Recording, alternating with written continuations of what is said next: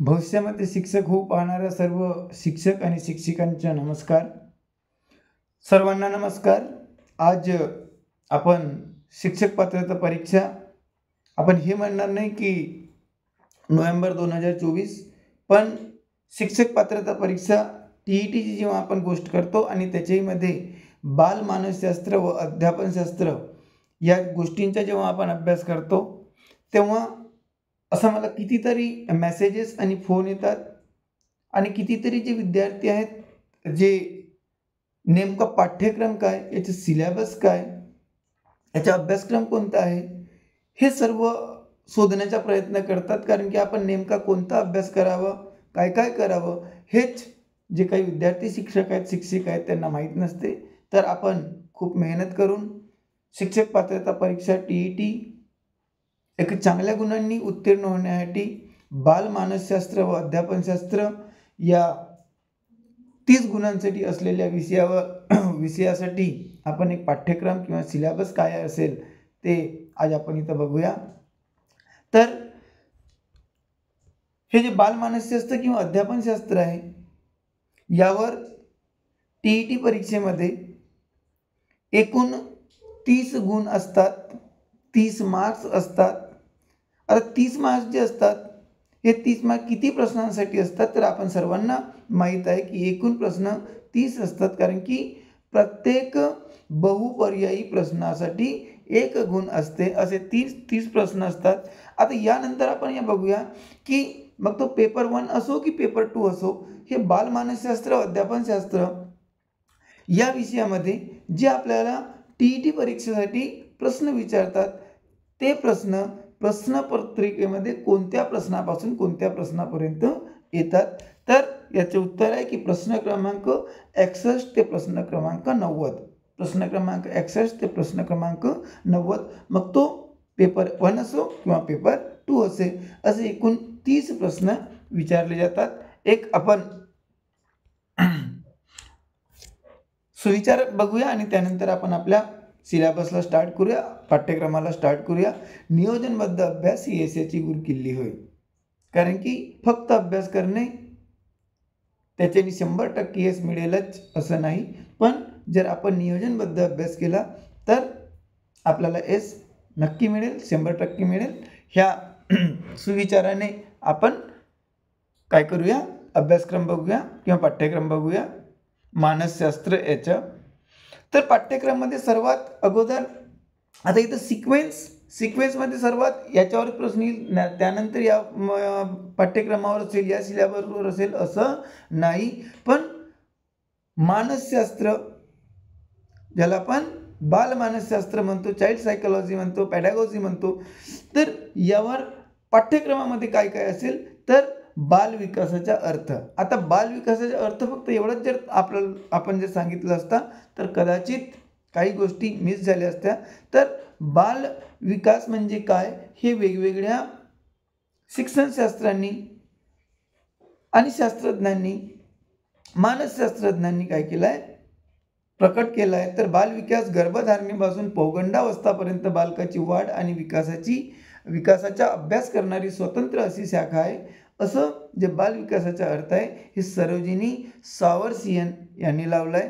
तर बालकाच्या जन्मपूर्व अवस्थेपासून पौगंडावस्थेपर्यंत व्यक्तीचा विकास कसा होतो, हे शास्त्रीय पद्धतीने अभ्यासणारे शास्त्र म्हणजे बाल विकासशास्त्र होय, अशी व्याख्या EB हार्लॉक यांनी दिलेली आहे. आपण या जे सिलेबस आहे, जे पाठ्यक्रम आहे, यामध्ये आपले जे काही शिक्षण तज्ज्ञ आहेत किंवा बालमनसुख तज्ज्ञ आहेत किंवा बालमानसशास्त्रज्ञ जे आहेत, ते कोणकोणते येतात, कोणकोणत्या बालमानसशास्त्रज्ञांवर किंवा शिक्षण तज्ज्ञांवर प्रश्न विचारतात, ह्या सर्व गोष्टींचा काय करू, आपण अभ्यास करू. पण फक्त नाव देऊनच अर्थ नाही, तर त्यांनी कोणत्या प्रकारची उत्पत्ती मांडली, की सिद्धांत मांडला, की तर्क मांडला, की मांडणी मांडली, आपण या सर्व गोष्टींचा विचार करूया. तर बालविकास हे आपल्या पाठ्यक्रमामध्ये आहे. त्यानंतर आपल्याला जर हवे असेल तर आपण याचं स्क्रीनशॉटसुद्धा घेऊ शकता. यानंतर बालविकासाची तत्त्वे कोणती, ज्याला आपण प्रिन्सिपल्स ऑफ चाइल्ड डेव्हलपमेंट म्हणतो. बालविकासाची तत्वे, त्यानंतर बाल विकासाचे स्वरूप हे सुद्धा आपल्या पाठ्यक्रमाचे किंवा अभ्यासक्रमाचा भाग आहे. Principles of child development. आता बालविकासाचे तत्वेसोबत आपण बालविकासाचे स्वरूप, जनरली बालकांचा जो विकास आहे या बालकांच्या विकासामध्ये खालील प्रकारचे विकास बालकांचे विचारले जातात. तो अभ्यासक्रमाचा पार्ट आहे. आता अभ्यासक्रमाचा भाग आहे म्हणजे ते विचारले जाणार आहेत. तर शारीरिक विकास, बालकाचे शारीरिक विकास, बालकाचे भाषिक विकास, भावनिक विकास, बौद्धिक विकास, मानसिक विकास, सामाजिक विकास आणि नैतिक विकास. त्यानंतर वाढ आणि विकास हे सुद्धा आपल्या पाठ्यक्रमाचा भाग आहे. आता वाढ आणि विकास, तर वाढ म्हणजे काय, तर शरीर अवयवाच्या आकारात दिसून येणारा मापन योग्य बदल म्हणजे वाढ. जे आपल्याला खुल्या डोळ्यांनी दिसतो आणि ज्यांना आपण काय करू शकतो, मापन करू शकतो, ते म्हणजे वाढ. हा पाठ्यक्रमामध्ये तो सोबतच विकास सुद्धा आहे. तर विकास म्हणजे काय, तर प्रगतीच्या स्वरूपात होणाऱ्या बदलाची प्रक्रिया म्हणजे विकास होय. तर वाढ आणि विकास हा आपल्या पाठ्यक्रमाचा भाग आहे. त्यानंतर बालकाच्या विकासावस्था कोणत्या, स्टेजेस ऑफ चाइल्ड डेव्हलपमेंट, हे सुद्धा आपल्या पाठ्यक्रमाचा एक अतिशय महत्त्वपूर्ण भाग आहे. Stages of child development. तर हे जे बालकाच्या विकासावस्था आहेत हे तर पाठ्यक्रमामध्ये आहे, पण बालकाच्या विकासावस्था ह्या दोन प्रकारच्या असतात. एक जन्मपूर्व अवस्था, जे गर्भधारणेपासून तर त्याचा जन्म होईपर्यंत, जवळजवळ जन्मपूर्व अवस्था ही 0 ते 9 महिने 9 दिवसपर्यंत मानली जाते. केव्हा जन्म व्हायच्या अगोदर तर जन्मपूर्व अवस्था आणि त्यानंतर जन्मोत्तर अवस्था. पण परीक्षेमध्ये आपल्याला जन्मोत्तर अवस्थाच विचारल्या जातात बालकाच्या विकासावस्थामध्ये, स्टेजेस ऑफ चाइल्ड डेव्हलपमेंटमध्ये. तर जन्मोत्तर अवस्था याच्यामध्ये आपण बघूया की 0 ते 30 दिवस ज्याला आपण नवजातावस्था म्हणतो, 1 महिना ते 2 वर्ष ज्याला आपण शैशवावस्था म्हणतो किंवा पूर्व शैशवावस्था म्हणतो. त्यानंतर बाल्यावस्था 2 ते 6 वर्ष, किशोरावस्था 6 ते 12 वर्षे, कौमार्यावस्था 12 ते 18 वर्षे, प्रौढावस्था 19 ते 64 आणि वृद्धावस्था 65 वर्षानंतर. अशा प्रकारच्या काय आहेत अवस्था आहेत. कशाच्या अवस्था आहेत, बालकाच्या विकास अवस्था आपल्याला पाठ्यक्रमाचा भाग आहे. त्यानंतर अनुवांशिकता व पर्यावरणाचा प्रभाव, बालकावर अनुवांशिकतेचा आणि पर्यावरणाचा कसा प्रभाव पडतो, ज्याला आपण influence of heredity and environment म्हणतो. तर याच्यामध्ये अनुवांशिकता म्हणजे काय, आता अनुवांशिकता समजणे आवश्यक आहे. तर वंश परंपरेनुसार जे गुणदोष आई वडिलांकडून मुलांना प्राप्त होतात त्यांना अनुवांशिकता असे म्हणतात. आपण फक्त इथं पाठ्यक्रम काय असेल, त्याचं सिलेबस काय असेल एवढंच बघत नाही आहोत. तर त्या सिलेबसच्या पाठ्यक्रमाचा तुम्हाला त्याचा काय परिचय करून देताना त्याचा अर्थसुद्धा सांगण्याचा आम्ही प्रयत्न करत आहोत आपल्यासाठी, जेणेकरून तो खूप काय होईल, उपयुक्त होईल. तर अनुवांशिकता व पर्यावरणाचा प्रभाव. अनुवांशिकता म्हणजे काय, तर वंश परंपरेनुसार जे गुणदोष आई वडिलांकडून मुलांना प्राप्त होतात त्यांना अनुवांशिकता असे म्हणतात. आता हे जे अनुवांशिकतामध्ये गुणसूत्र अतिशय महत्त्वाचे आहेत. आता गुणसूत्रे जे आहेत हे एकूण गुणसूत्रे 46 मानले जातात. किती मानले जातात, 46 मानले जातात. आणि ह्या ज्या गुणसूत्राच्या एकूण 23 जोड्या असतात, कारण की 2 गुणसूत्र मिळून काय असते, 1 जोडी असते. त्यानंतर या गुणसूत्राविषयी जे मेंडेल आहेत त्यांच्या अनुवांशिकतेचा नियम आपल्या अभ्यासक्रमाचे किंवा पाठ्यक्रमाचा भाग आहे. त्याच्यानंतर फ्रान्सिस गॉल्टनने अनुवांशिक गुणधर्माचे जे प्रमाण सांगितले आहेत ते आपल्या पाठ्यक्रमाचा भाग आहे. त्यानंतर वातावरणाचा काय परिणाम होतो बालकाच्या विकासावर, हे आपल्या पाठ्यक्रमाचा भाग आहे. इन्फ्लुएन्स ऑफ एन्व्हायरमेंट म्हणतो. आता वातावरणाचा परिणाम यामध्ये बालकाचे जे मनोविकास आहे त्याच्या वातावरणावर परिणाम कसा होतो, तर त्याचे प्रकार सुद्धा आहेत. पहिला प्राकृतिक वातावरणाचा बालकावर काय परिणाम होतो. त्यानंतर आपण बघू की प्राकृतिक वातावरण म्हणजे काय, त्याच्यानंतर वैयक्तिक वातावरणाचा होणारा परिणाम आणि सामाजिक वातावरणाचा होणारा परिणाम, अशा प्रकारचा पाठ्यक्रमाचा भाग आहे. आता पुन्हा आपण म्हणतो की हा जो भाग आहे, जो बालमानसशास्त्र आहे, हा पेपर 1 आणि पेपर 2 साठी जवळजवळ सारखाच पाठ्यक्रम आहे. आम्ही दोन्ही विषयासाठी असणारा पाठ्यक्रम काय केला आहे, समाविष्ट केलेला आहे, कारण की दोन्ही विषयाचा पाठ्यक्रम हा जवळपास सारखा आहे.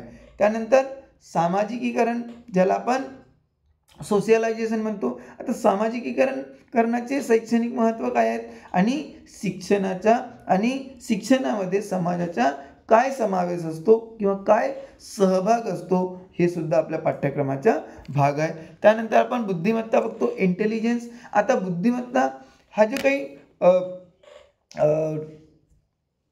टर्म आहे याला प्रदर्शित करण्याचं काम जे टर्मन नावाचे जे अमेरिकन शास्त्रज्ञ आहेत त्यांनी केलेलं आहे. हे बुद्धिमत्ता किंवा इंटेलिजन्स याला गणना करताना बुद्धिगुणांक कसा काढायचा हा त्यांनी सांगितलं आहे, ज्याला आपण इंटेलिजंट क्वेश्चन म्हणतो, ज्याला आपण शॉर्टमध्ये काय म्हणतो, IQ म्हणतो. शॉर्टमध्ये काय म्हणतो, IQ म्हणतो.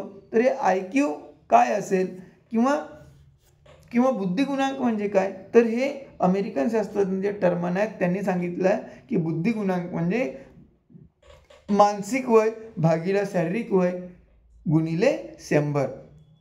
आपल्याला जो उत्तर मिळेल तो काय मिळेल, बुद्धिगुणांक मिळेल. आता हे बुद्धिगुणांक खूप वाईट केव्हा असतो, 50च्या खाली असतो तेव्हा काय असतो, 90 पर्यंत असतो तेव्हा काय असतो, 90 ते 110 पर्यंत हा बुद्धिगुणांक असतो तेव्हा काय होतोय, 110च्या वर असला तर काय होईल आणि 150च्याही वर असला तर काय होईल, असे वेगवेगळे काय आहेत बुद्धिगुणांक आहेत.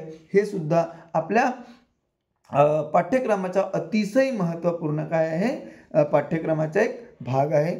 याच्यावर प्रश्न नक्की विचारतात. यामध्ये आम्ही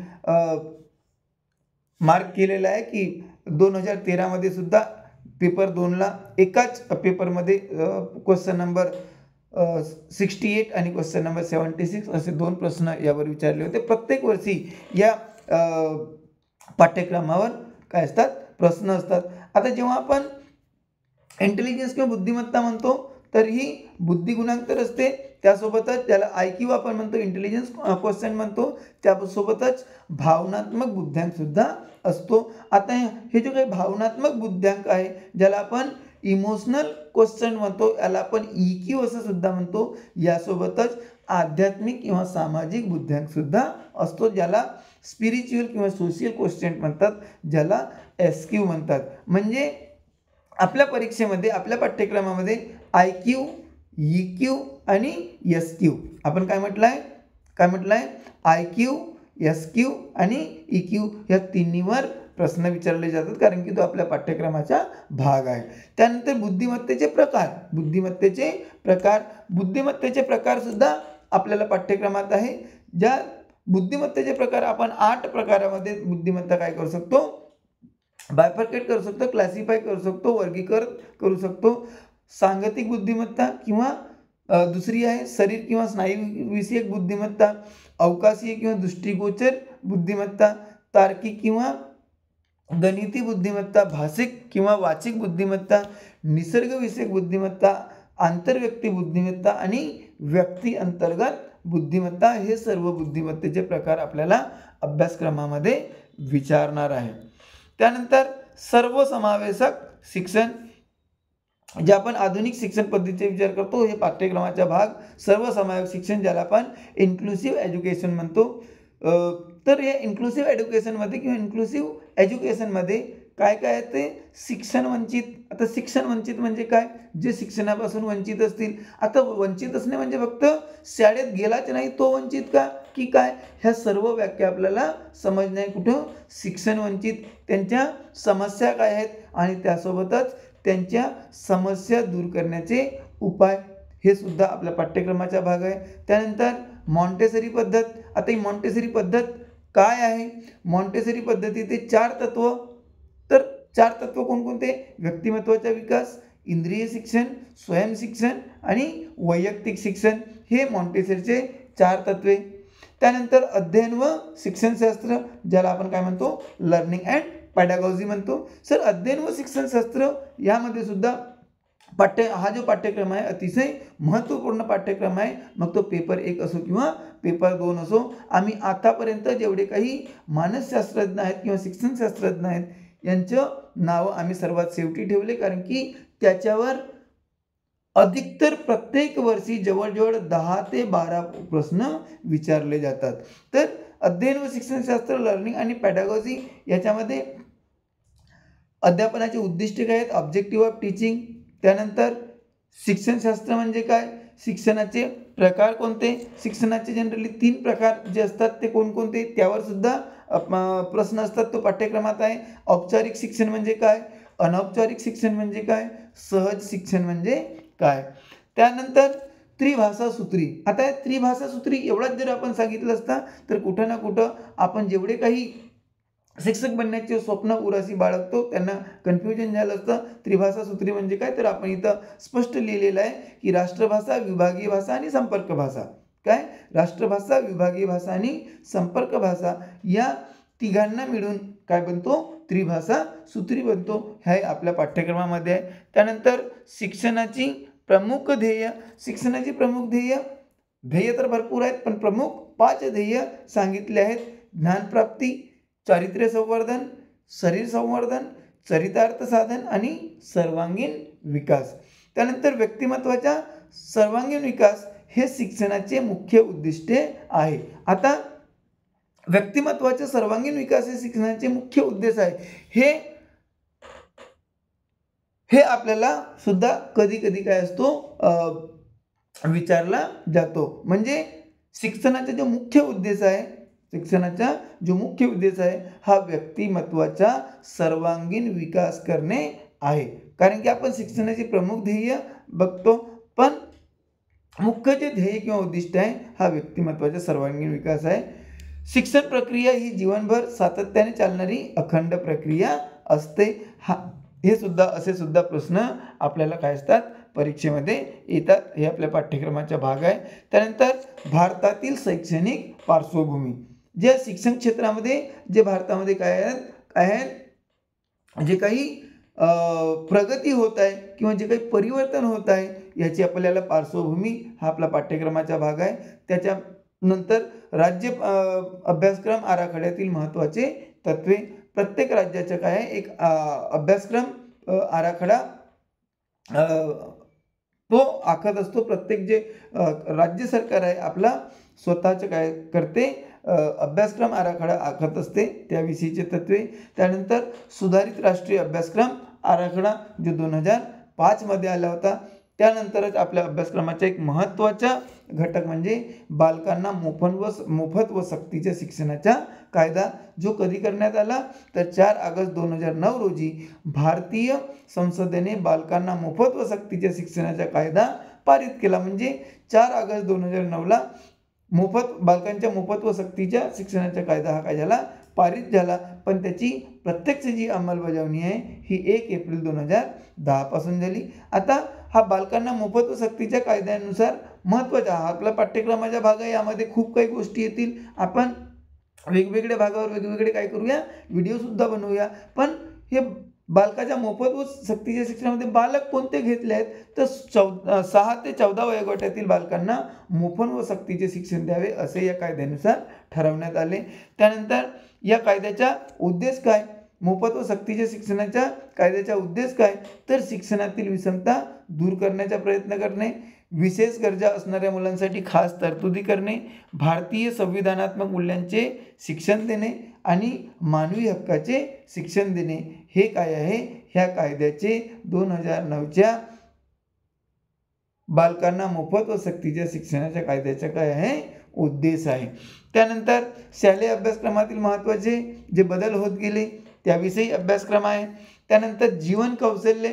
आपण इथं आपल्याला समजण्यासाठी 10 जीवन कौशल्य लिहिले आहे, पण ॲक्च्युली आपल्या पाठ्यक्रमामध्ये काय असेल जीवन कौशल्य असेल. आता हे जे जीवन कौशल्य आहेत हे जागतिक आरोग्य संघटनेने जे जीवन कौशल्य आहेत ते अगदी चांगल्या प्रकारे विशद केले आहेत. ते 10 जीवन कौशल्य दिले आहेत. हा आपल्या पाठ्यक्रमाचा भाग असेल. त्यानंतर शैक्षणिक मूल्यमापन ज्याला आपण काय म्हणतो अकॅडमिक इव्हॅल्युएशन म्हणतो. शैक्षणिक मूल्यमापन हा पाठ्यक्रमात असेल. त्यानंतर मूल्यमापनाची साधने इव्हॅल्युएशनचे जे ॲड्स आहेत मूल्यमापनाची साधने हे आपण बघूया. तर एकूण जे 5 साधने आहेत यापैकी पहिला साधन परीक्षा, आता परीक्षेमध्ये सुद्धा आपण तोंडी परीक्षा, लेखी परीक्षा आणि प्रात्यक्षिक परीक्षा घेतो आणि बालकांच्या काय करतो, मूल्यमापन करतो. त्यानंतर आत्मपरीक्षणामध्ये दैनंदिनी, समस्यासूची, मुलाखत, अभिरुची प्रश्नावली हे सर्व आपल्या महत्त्वाच्या काय पाठ्यक्रमाचा भाग आहे. त्यानंतर शिक्षकाचे निरीक्षण, तर शिक्षकाचे निरीक्षण म्हणजे मूल्यमापन करता येईल. शिक्षकाचे निरीक्षण कोणत्या ह्याच्याने करावे, अनुषंगाने करावे, तर प्रासंगिक नोंदी घेऊन, पदनिश्चयन श्रेणीने किंवा पडताळा सूची इत्यादी आपण वापरू शकतो. प्रक्षेपण साधने, आता प्रक्षेपण साधने म्हणजे काय करणे, एखादा अर्धा वाक्य दिलं त्याला पूर्ण करायला सांगणे, एखादी अपूर्ण गोष्ट देणे त्याला पूर्ण करायला सांगणे आणि किंवा एखादा चित्र काढायला सांगणे, हे सर्व प्रक्षेपक साधने आहेत. त्यानंतर समाजमितीचे तंत्रे, समाजमिती तंत्रेमध्ये काय, तर समूहामध्ये एक दुसऱ्याशी जुळवून घेणे, एक दुसऱ्याशी मिळून मिसळून राहणे, एकल कोंडेपणा कोणत्याही विद्यार्थ्यामध्ये नसणे, हे सर्व जे 5चे 5 आहेत हे आपले मूल्यमापनाचे साधने आहेत.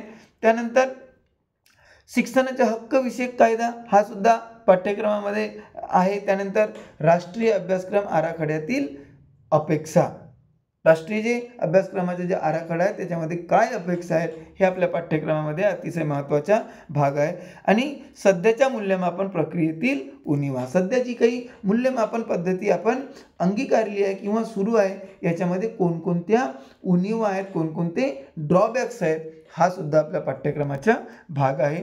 त्यानंतर विकासात्मक व अध्ययन सिद्धांत, आता आपण काय करतो, बालमानसशास्त्रज्ञ किंवा मनोवैज्ञानिकाकडे काय वळूया. यामध्ये बघा ती जे काही वेगवेगळे काय थेरीज दिलेल्या आहेत ज्याला आपण सिद्धांत म्हणतो, थेरीजला काय म्हणतो, सिद्धांत म्हणतो. तर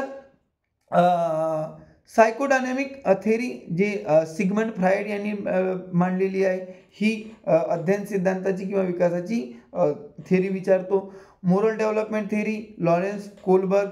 त्यानंतर सोशिओ कल्चरल थेरी ज्याला आपण सामाजिक आणि सांस्कृतिक काय म्हणतो, सिद्धांत म्हणतो, लेओ व्हॅगोत्स्की किंवा वायगोत्स्की त्याला म्हणतात. त्यानंतर सायकोसोशियल थेरी जे एरिक्सन यांनी दिलेली आहे, ती थेरी विचारण्यात येते, अभ्यासक्रमामध्ये आहे. त्यानंतर बिहेवियरिस्ट थेरी जी BF स्किनर यांनी दिलेली आहे, त्याला आपण काय म्हणतात मराठीमध्ये आपण समोर यांची सर्व नावे दिलेली आहेत. त्यानंतर multiple intelligence theory Harvard gardener यांची थेरी, हा पाठ्यक्रमाचा भाग आहे. त्यानंतर मॅच्युरेशन थेरी अर्नाल्ड जेसेल यांनी मांडली आहे, हा पाठ्यक्रमाचा भाग आहे. त्यानंतर ह्युमॅनिस्टिक्स थेरी अब्राहम मॅस्लो यांनी मांडलेली थेरी आहे. त्यानंतर इकॉलॉजिकल थेरी युरी ब्रॉनफेन ब्रेनर यांनी मांडलेली थेरी आहे.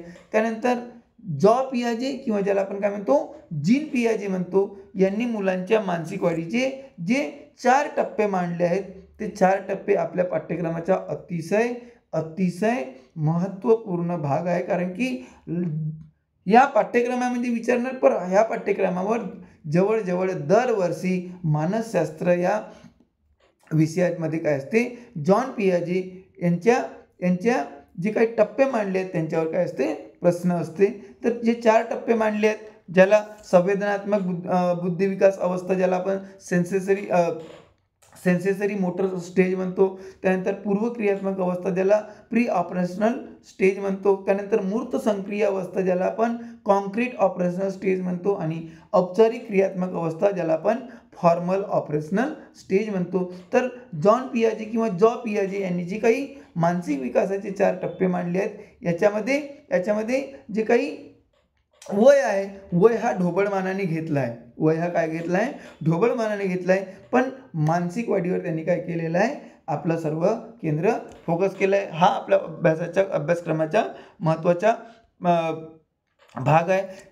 त्यानंतर डॅनियल गोलमन, आता मी फक्त तुम्हाला डॅनियल गोलमन एवढंच जर सांगितलं असतं तर तुम्हाला कदाचित शोधायला त्रास झाला असता. तर जे काही वेगवेगळे मानसशास्त्रज्ञ आहेत किंवा बाल मनोवैज्ञानिक आहेत, यांनी कोणती थेअरी मांडली, कोणता सिद्धांत मांडला, हे सुद्धा आपण यासोबत बघूया, जेणेकरून समजा तुम्हाला याविषयी इतरत्र कुठेही माहिती मिळाली नाही तरी पण आपल्या व्हिडिओद्वारे आपण पुढच्या प्रत्येक व्हिडिओजमध्ये आपण प्रत्येक घटकावर फोकस करणार आहोत, कव्हर करणार आहोत. तर डॅनियल गोलमन यांनी काय केलं आहे, पर्यावरणीय बुद्धिमत्ता ज्याला आपण इकॉलॉजिकल इंटेलिजन्स ही संकल्पना मांडली, म्हणजे डॅनियल गोलमन या पाठ्यक्रमात आहेत.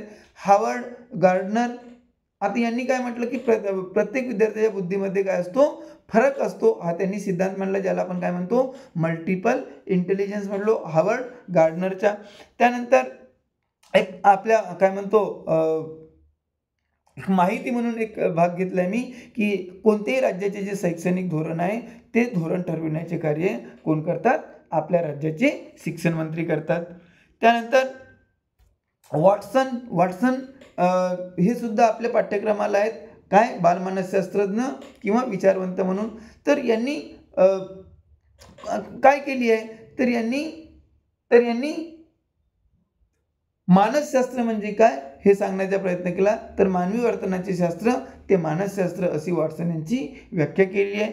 त्यानंतर अल्बर्ट बांदुरा, आता अल्बर्ट बांदुरा यांनी काय केली, तर सामाजिक निरीक्षणात्मक अध्ययन उत्पत्ती अल्बर्ट बांदुरा यांनी मांडलेली आहे. आता आपण इथं बघू शकतो की काही गोष्टी काय आहेत आपल्याला. इथं 15 डिसेंबर 2013 1 दिलेला आहे, Q61 दिलेला आहे. याचा अर्थ असा की हे जे काही बालवैज्ञानिक आहेत किंवा मनोवैज्ञानिक आहेत किंवा शिक्षणशास्त्रज्ञ आहेत, यांच्यावरील 15 डिसेंबर 2013च्या पेपर 1 प्रश्न क्रमांक 61 मध्ये हा प्रश्न विचारलेला आहे, असा त्याचा अर्थ होते. आपण पुन्हा याविषयी बोलणार नाही. त्यानंतर अल्बर्ट बांदुराच्या सोबत BF स्किनर यांच्यावर सुद्धा काय केले जातात, प्रश्न विचारले जातात. आता साधक अभिसंधान पद्धतीच्या उद्गाता कोणाला मानला जातो, BF स्किनर यांना मानला जातो. त्यानंतर कुल्ट लेवनी, आता कुल्ट लेवनी यांनी काय केलं आहे, तर अध्ययनविषयक क्षेत्रीय उपपत्तीचा जो सिद्धांत आहे कोणी मांडलेला आहे, कुल्ट लेवनी यांनी मांडलेला आहे. त्यानंतर आता जड यांनी काय केलं आहे, तर अध्ययन संक्रमणाची सामान्यीकरणाची उपपत्ती जड्ड या शास्त्रज्ञांनी किंवा शिक्षणशास्त्रज्ञांनी मांडलेली आहे. त्यानंतर व्यक्ती व तिच्या भोवतालचे वातावरण यांच्यातील आंतरक्रियातून प्राप्त झालेल्या मर्मदृष्टीद्वारे समस्या सोडवल्या जातात, असे कोहलर यांचे मत आहे. कोहलर जवळजवळ TET असो की CTET असो किंवा टेट असो, प्रत्येक याच्यामध्ये जॉन पियाजे, कोहलर हे असतात. तर कोहलर हे आपल्या पाठ्यक्रमाचा भाग आहेत.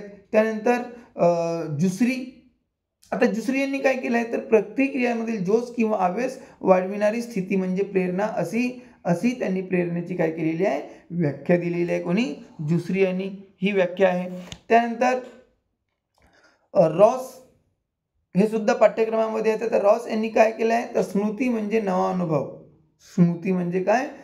अनुभव यांनी रॉस यांनी संकल्पना मांडली आहे. त्यानंतर स्टर्न हे आपल्या पाठ्यक्रमाचे भाग आहेत. आता स्टर्न यांनी काय मांडली, तर बदलत्या परिस्थितीमध्ये, बुद्धिमत्ता म्हणजे बदलत्या परिस्थितीमध्ये नवा गरजा भागविण्यासाठी वेगवेगळ्या प्रकारे विचार करण्याची सक्ती होते, स्टर्न यांनी म्हटले. बुद्धिविषयक त्यांनी संकल्पना मांडली. त्यानंतर अल्फ्रेड बिने यांनी जे बुद्धीचे जे 4 पैलू आहेत ते 4 पैलू स्पष्ट करण्याचा प्रयत्न केला. तर अल्फ्रेड बिने आपल्या पाठ्यक्रमामध्ये आहेत. आकलन, शोध, दिशा आणि टीका हे बुद्धीचे 4 पैलू आहेत, असे अल्फ्रेड बिने यांनी मांडले आहेत. तर अल्फ्रेड बिने आपल्या पाठ्यक्रमाला आहेत. त्यानंतर डॅनियल गोलमन, आता डॅनियल गोलमन यांनी काय केलं आहे, तर शैक्षणिक बुद्धिमत्तेवर भावनिक बुद्धिमत्तेचे सहाय्य असले पाहिजे, असा विचार डॅनियल गोलमन यांनी मांडलेला आहे. त्यानंतर बुश जॉईस ज्यांनी काय केलं आहे, अध्यापनाच्या प्रतिमानाचे जनक, हे कोणाला मानले, ते बुश जॉईस आणि मॉर्शॅविल यांना मानले जाते. याच्यावर सुद्धा प्रश्न विचारलेला आहे. त्यानंतर हार्वर्ड आणि रॉथवे यांच्यावरही हे सुद्धा आपल्या पाठ्यक्रमाचा भाग आहेत. त्यांच्यामध्ये शारीरिक विकासाचा वेग जन्मापासून 2 वर्षापर्यंत खूप जास्त असतो, असं हार्वर्ड आणि रॉथवे यांनी सांगितलं आहे. त्यानंतर कॉर्नबॅक आणि सपे हे पाठ्यक्रमाचे भाग आहेत. ज्यांनी काय केलं आहे, कृतीचा निर्देश केलेला असतो त्यालाच, म्हणजे ज्या मूल्यमापनात कृतीचा निर्देश केलेला असतो तोच निर्णयप्रेक्षी मूल्यमापन असतात किंवा त्यास निर्णयप्रेक्षी मूल्यमापन असे म्हणतात. हा कॉर्नबॅक आणि सपे यांनी मांडण्याचा प्रयत्न केला किंवा मांडलेला आहे. त्यानंतर विल्यम उंट हे आपल्या पाठ्यक्रमाचे भाग आहेत. विल्यम वुंट यांनी काय केलं तर विज्ञाननिष्ठ भूमिकेवर आधारलेल्या मानसशास्त्राच्या पाया घालून वेदना, भावना आणि कल्पना यांच्या अभ्यासावर विशेष भर विल्यम वुंट यांनी दिला आहे. त्यानंतर बॅगले हे मानसशास्त्रज्ञ किंवा बालमनोवैज्ञानिक आपल्या पाठ्यक्रमाला आहेत, ज्यांनी काय केलं आदर्शवादी उपपत्ती मांडली. त्यानंतर B.O. स्मिथ ज्यांनी काय केलं आहे की अध्यापन संबंधीचे 4 स्पष्टीकरण दिलेले आहेत. कोणकोणते? वर्णनात्मक, परिणामकारकाधिष्ठित, त्यानंतर उद्दिष्टाधिष्ठित व आदर्शवादी असे 4 स्पष्टीकरण B.O. स्मिथ हे आपल्या पाठ्यक्रमाचा भाग आहेत. त्यानंतर शालेय अध्यापनाचे प्रतिमान ज्याला आपण मॉडेल ऑफ स्कूल लर्निंग म्हणतो, हे जॉन बी कॅरोल हे आपल्या पाठ्यक्रमाचे भाग आहेत. त्यांनी काय केलं हे आपण सांगितलं. अशा प्रकारचे वेगवेगळे जे काही शिक्षणशास्त्रज्ञ आहेत किंवा बाल मनोवैज्ञानिक आहेत हे आपल्या पाठ्यक्रमाचे भाग आहेत. विश्वास आहे की पेपर 1 आणि पेपर 2 हा लगभग जवळजवळ काय असतो सारखाच पाठ्यक्रम. आम्ही दोन्ही पाठ्यक्रम इथं पूर्ण कव्हर जे आहे पाठ्यक्रमाच्या भागात ते कव्हर करण्याचा प्रयत्न केला. जर तुम्हाला आता माझे व्हिडिओ आवडला असेल, यानंतर अशीच प्रत्येक विषयाचे पाठ्यक्रम पाहिजे असतील, आपल्याला PYQ पाहिजे असतील, प्रिव्हियस इयर क्वेश्चन पेपर पाहिजे असतील, ज्याला आपण काय करूया सोडवून बघूया, त्याच्याविषयी चर्चा करूया, तर आपण आमच्या चॅनलला लाईक आणि सबस्क्राईब नक्की करा, जेणेकरून नवीन येणारे जे व्हिडिओज आहेत त्याचे नोटिफिकेशन आपणापर्यंत येईल. खूप मेहनत करून इकडून तिकडून आम्ही हे सर्व काही माहिती आपणासाठी गोळा करतो. जेवढे काही गरजू विद्यार्थी आहेत त्या सर्व गरजू विद्यार्थ्यांना आपण हा व्हिडिओ काय करायचं शेअर करायचं आणि त्यानंतर माझ्या चॅनलला सबस्क्राईब करायला विसरू नका, ज्याचं नाव सोशल आहे. मी OT सर. त्यानंतर आपण बघूया की काही ज्या जुन्या ज्या प्रश्नपत्रिका आहेत, इथं बघा आपण अगोदर सांगितलं होतं की प्रश्न क्रमांक 60 पासून तर प्रश्न क्रमांक 90 पर्यंत काय असतात बालमानसशास्त्र व अध्यापनशास्त्रावर प्रश्न असतात. दोन्ही पेपरमध्ये प्रश्न क्रमांक सारखे असतात, म्हणजे 61 ते 90 याच्यामध्ये बालमानसशास्त्र आणि अध्यापनशास्त्रावर प्रश्न विचारतात. तर बघा, मानवी वर्तनाचे शास्त्र ते मानसशास्त्र अशी व्याख्या रिकाम्या जागेने गेली. डायरेक्ट उत्तर आपण लिहिलेलं आहे, कारण की आपल्याला उत्तर महत्त्वाचं नाही आहे. तर वॉटसन हे आपलं जे पाठ्यक्रम आहे वॉटसनवर विचारलेलं आहे. त्यानंतर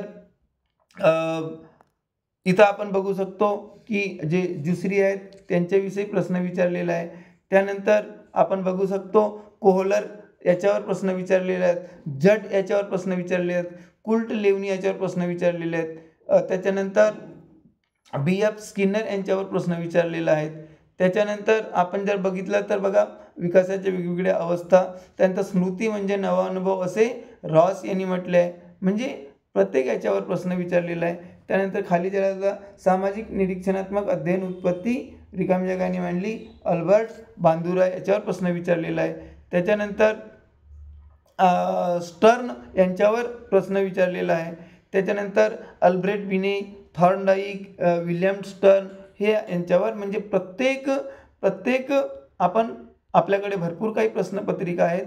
आज आपण फक्त काय करत आहोत पाठ्यक्रमावर किंवा सिलेबसवर फोकस करत आहोत. त्यामुळे आपण पुढल्या व्हिडिओमध्ये सर्व जे काही टॉपिक्स आहेत, सर्व जे काही घटक आहेत त्याच्यावर आपण एक करून सखोल चर्चा करूया. त्यासोबतच जे काही PYQ आहेत, प्रिव्हियस इयर क्वेश्चन पेपर आहेत, त्याच्यासुद्धा आपण अध्ययन करूया. तेव्हापर्यंत स्वतःच्या जो वेळापत्रक आहे, कारण की दिवस खूप कमी आहेत, स्वतःचा जो वेळापत्रक आहे तो स्वतः तयार करा. आपली काळजी घ्या, अभ्यास व्यवस्थित करा. यश जे आहे हे नक्की मिळेल, कारण की अभी नहीं तो कभी नहीं. आपण एवढी मेहनत करा की नंतर असं कधीही वाटू नये की अजून थोडीशी मेहनत केली असती, अजून OT सरांचे व्हिडिओज बघितले असते, अजून सोशल चॅनलला जर लवकर जॉईन झालो असतो तर कदाचित चांगलं झालं असतं. गंमत केली आहे मी, पण आपल्याकडून काय करायचं, पूर्ण मेहनत करण्याचा प्रयत्न करायचा. आपलं तुम्ही लक्ष ठेवा.